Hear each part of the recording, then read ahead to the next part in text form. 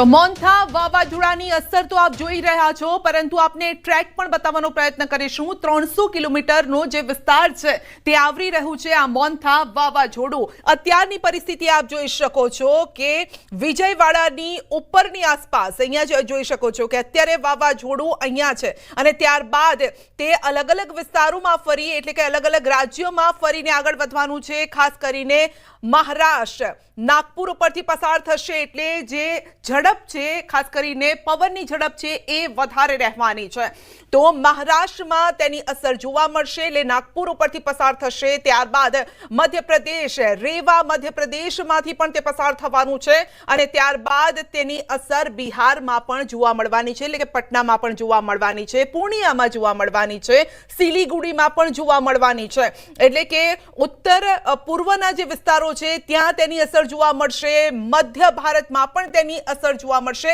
તેને સમજી એ રીતે શકાય કે સાઉથ એટલે કે દક્ષિણ ભારતથી થઈ એ મધ્ય ભારત ને ત્યારબાદ ઉત્તર પૂર્વીયના જે રાજ્યો છે ત્યાં પણ તે અસર કરી શકે છે। લગભગ 300 કિલોમીટરથી વધુનો આ વિસ્તાર છે તે આવરી લેશે અને પવનની સ્પીડ છે તે પણ વધારે હશે અને આની અસરના રૂપે આપણે જોઈ શકીએ છીએ કે તેની અસરના રૂપે અહીંયા વરસાદ થશે એટલે બંગાળની ખાડીનું આ વાવાઝોડું। બીજી તરફ હવે ગુજરાતની જો વાત કરીએ તો ગુજરાતમાં કઈ રીતે અસર થશે। અહીંયા વાવાઝોડું છે ને અહીંયા ડીપ ડિપ્રેશન બનેલું છે, આ અરબી સમુદ્રમાં છે ને ત્યાં પણ આપ આ વમળો જોઈ શકો છો। આ વમળોનો સીધો અર્થ છે અને એ વમળો ક્યાં ટકરાઈ રહ્યા છે તો વેરાવળ પાસે ટકરાઈ રહ્યા છે, ઉના વેરાવળ પાસે ટકરાઈ રહ્યા છે અને જે આ સાઉથનો પટ્ટો છે એટલે કે દક્ષિણ ગુજરાતનો પટ્ટો છે, સુરત અને ગીર સોમનાથની વચ્ચેનો આ જે પટ્ટો છે ત્યાં ખાસ તેની અસર જોવા મળવાની છે અને જેના ભાગરૂપે જ એટલે કે આવતીકાલથી જે વરસાદ વધુ રહેવાનો છે તે એના કારણે પણ વધી શકે છે। એટલે કે એક તરફ બંગાળની ખાડીમાં આપ જોઈ શકો છો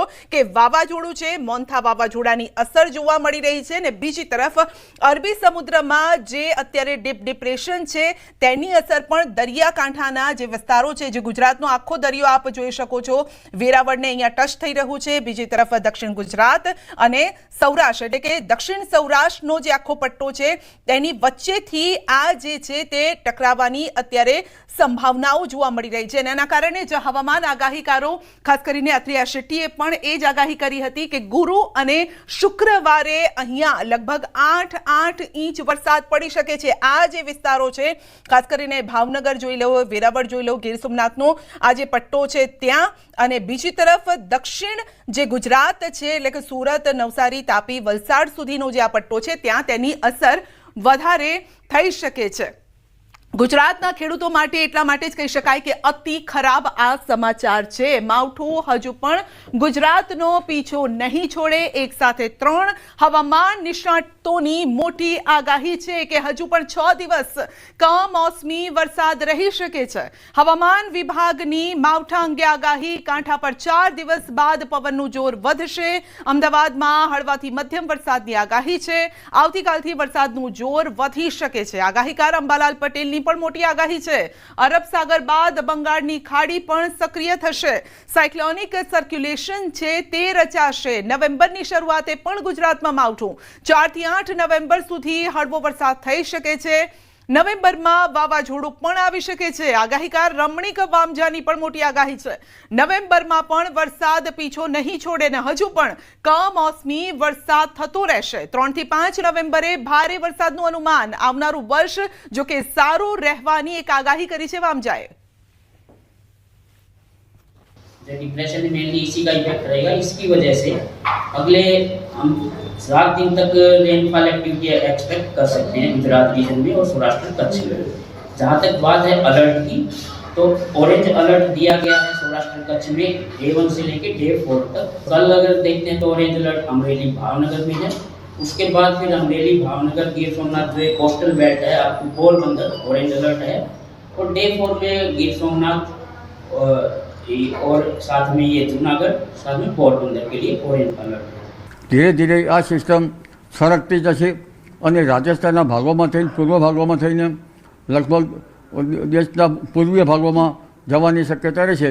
તેના વચ્ચે સાયક્લોનિક સર્ક્યુલેશન રચાશે અને આ સાયક્લોનિક સર્ક્યુલેશનના કારણે અને ટ્રફ રેખા બનતા હજુ પણ ગુજરાતના ભાગોમાં વરસાદ થવાની શક્યતા રહેશે।